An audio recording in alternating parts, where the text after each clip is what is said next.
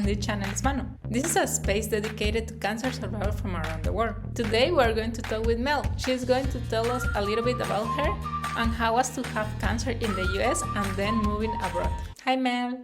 Hi, Carmen. Very good to see you. Tell me, the first question, who is Mel? What is your favorite food? And what are you passionate about right now? I'm Mel, and I'm from the US, but I currently live in Denmark. I would say that I'm quite a crafty person, an artsy, crafty person, and I also enjoy sciences.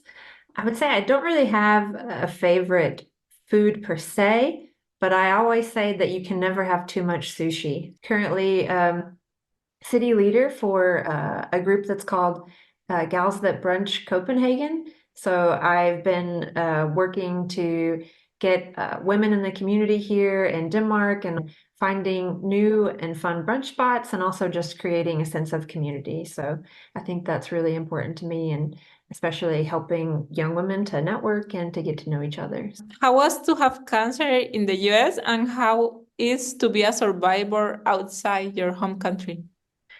I think that that's a multifaceted question. There's many layers to it, having cancer in the US.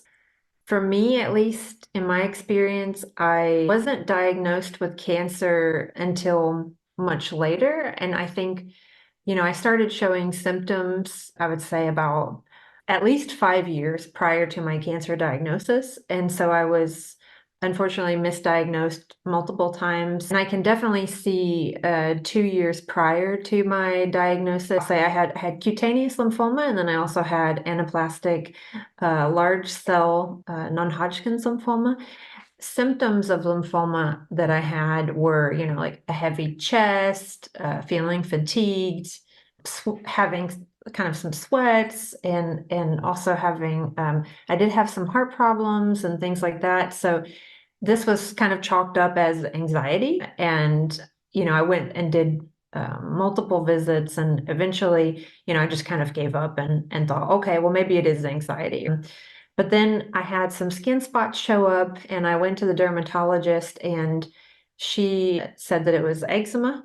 And they did find a spot of skin cancer, like regular, like from the sun, skin cancer. But they never diagnosed me with cutaneous lymphoma. But I did have the spots like 2 years leading up to the diagnosis. 3 or 4 months before my diagnosis, I got extremely ill, ended up being in a wheelchair, and needed to go to the hospital 2 different times.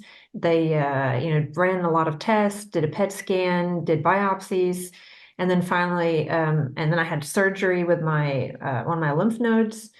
And then finally, they determined from the PET scan and from the lymph node biopsy that I did have non-Hodgkin's lymphoma and that I had cutaneous lymphoma. And so I would say that once they did diagnose me, the treatment was, I would say, excellent. I had a very good team of doctors who were really, really sweet, really attentive, really nice. And so that was good.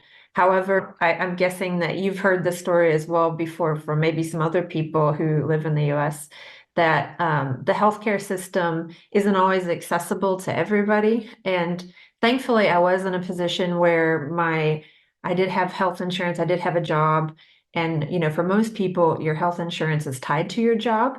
For me, in order to maintain my health insurance, I needed to continue to work. So I could actually make a paycheck, have a paycheck, and also have my health insurance.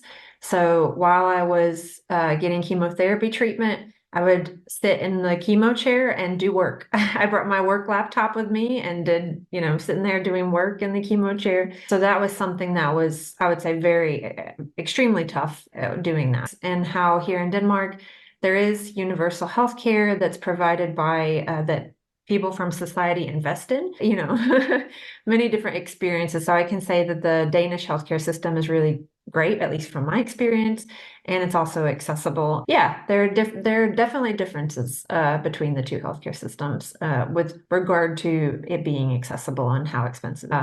But again, like I'm very thankful that I was able to have access in both places, in both the US and Denmark. Do you know many cancer survivors and how can you describe them in one word? I know so many cancer survivors. Of course, it's not what you would want to happen to people, but it's exciting that I am able to know so many people now that are in this really special and unique community. It's really lovely getting to know all of them, and that's not something that I had experienced previously, but you were really like the first person that I met.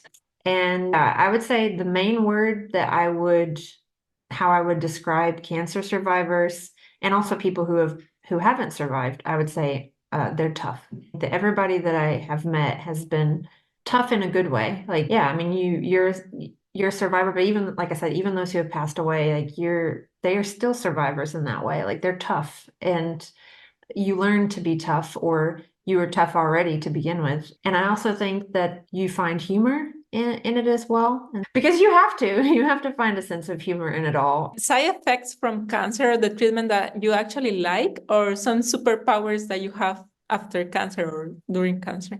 And so I went from being in a wheelchair to, having chemo, and also felt really, really awful, like knocking at death's door. But then when I had the prednisone, and also after I had completed the first round of chemo, then I just felt like, oh, it's amazing. Like I'm cured. It felt absolutely amazing to go from just completely feeling awful. I mean, absolutely awful. Like somebody could just wipe the floor with me, basically, to just boom, like a magic. I have a superpower.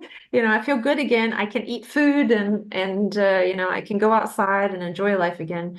And I also was extremely hungry all the time. And my doctor, who's a sweetheart, she said, "Oh, I just want you to eat whatever you want." Like my brain could not stop thinking about food. So it was like the one time in my life where I kind of felt like a pregnant lady. And what is the weirdest or funniest thing someone have told you about having cancer or about the treatments? So my partner and I, we laugh about this quite often. So I will give a huge shout out to my partner, John. He was there like through everything, like through every single appointment he was there. This was when I was misdiagnosed. A month or two before I was actually diagnosed with cancer. And I happened to be at a general practitioner's office. And so with cutaneous lymphoma, you have these lesions on your skin. When mine appeared, I was in the shower. I was in the shower at the time, and I had just gotten out of the shower, and I toweled off. And when I toweled off, all these little tiny pink spots appeared on my skin. And they were a little bit itchy, and they didn't go away. And so these spots stayed with me until my first chemo treatment. And then they slowly started to fade away after my chemo treatment. But we were at the GP, and I was sitting there, and I asked her, like, what does she think it could be? And she said, "You know what? I think that those are spider bites." I said, "Spider bites?" And she's like, "Yeah." She said, "I think that when you got out of the shower, there must have been a spider on your towel, and it must have bitten you." And I was like, "So one spider like bit me everywhere, like caused all these bites?" And she was like, "Well, no, I mean, I think that also probably there were baby spiders too. Like there were probably baby spiders on your towel." And then she started Googling spider bites. And my partner was sitting there with me. He's an entomologist, so he's done entomology before. And he was just like, "No, no, those are not spider bites. No." So to this day, we still laugh about the spider bites, the baby spiders that were on the towel. What changes would you like to see in your country to better support cancer patients? Early diagnosis, and really taking into consideration these same symptoms that people have. And then, like I said earlier, universal healthcare. So making healthcare accessible to everybody in every country around the world. Which word describe you that doesn't have anything to do with cancer, like that you were like that before cancer? Like I said earlier, creative.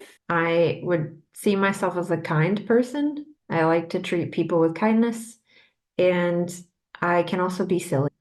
Thank you very much, Mel, for the interview. Oh, thank you so much for having me. It's a really great pleasure, and I'm so thankful that you asked me to be a part of your YouTube channel.